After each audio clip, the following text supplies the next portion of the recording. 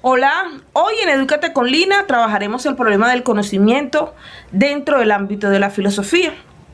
Lo primero que debemos mencionar es que muchas veces creemos estar seguros de que conocemos algunas cosas o que creemos saber algunos conceptos, ¿cierto? Pero en realidad lo que estamos haciendo muchas veces es aceptar las opiniones de los demás o de los medios de comunicación, ¿cierto? En el ámbito, por ejemplo, de la filosofía, para que algo realmente sea verdadero, para que algo realmente sea aceptable, debe estar acompañado de argumentos realmente pues convincentes.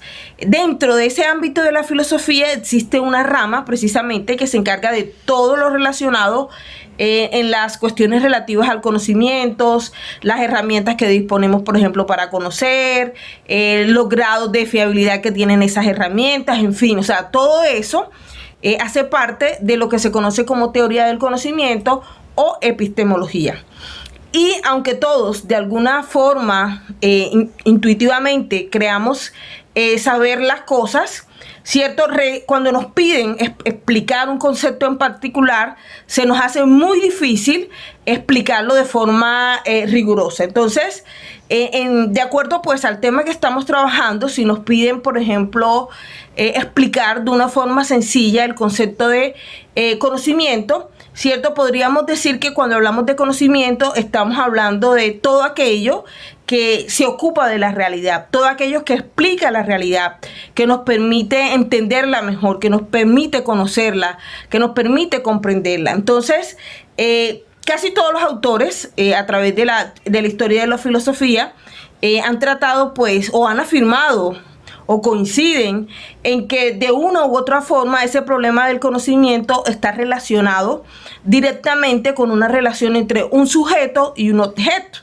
Es decir, conocer sería en otras palabras, cuando el sujeto aprende del objeto. Entonces, en ese sentido, el conocimiento parece ser una forma en donde el objeto tiene una presencia exterior. Así que en el conocimiento podríamos decir entonces que hay una combinación en el plano subjetivo y en el plano objetivo.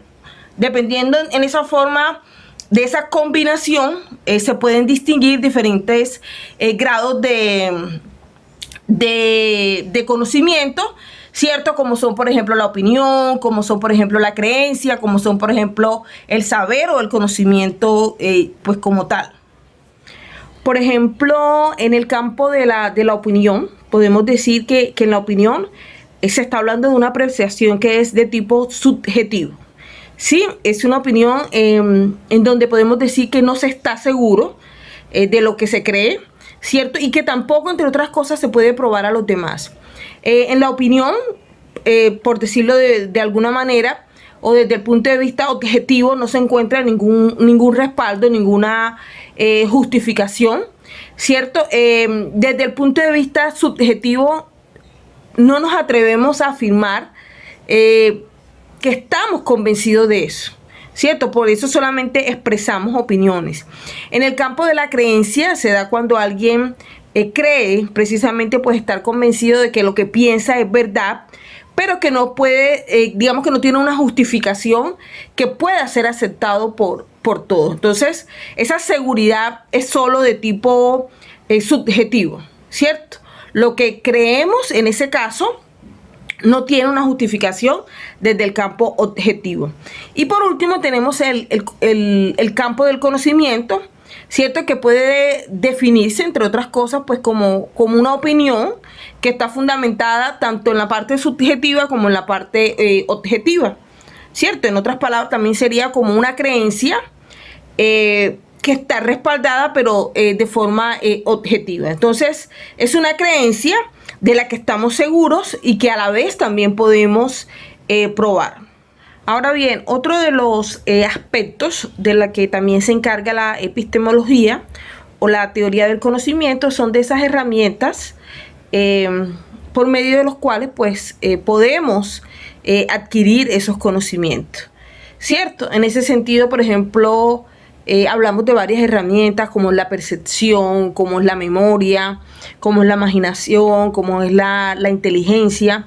Por ejemplo, cuando hablamos de la percepción, que es eso que nos pone en contacto con la realidad, que nos permite construir, digamos, representaciones a partir, digamos, de los datos que obtenemos por medio de nuestros sentidos, ¿cierto? La percepción, en cierta forma, lo que hace es organizar, lo que hace es interpretar todos esos datos sensoriales que llegan, digamos, a nuestro cerebro. Y la memoria, que es eso que nos permite recordar, que nos permite retener, ¿cierto? En un futuro, pues todas esas imágenes que la percepción de una u otra forma, pues nos va proporcionando a través del tiempo. Es decir, es esa capacidad que tenemos de retener esas experiencias del pasado. Y por ejemplo, cuando hablamos de la imaginación, es esa capacidad que nosotros tenemos de representar mentalmente, pues todas esas situaciones, todas esas personas, todos esos mundos que nosotros queremos tener, pero que se alejan realmente pues de la realidad. Y tenemos también la inteligencia, pues que es esa capacidad que nosotros tenemos de pensar, esa capacidad que nosotros tenemos de entender, esa capacidad que tenemos de elaborar, de utilizar toda esa información pues para resolver los problemas. Entonces, digamos, todo esto hace parte pues de lo que se conoce como epistemología o teoría del conocimiento. Muchas gracias.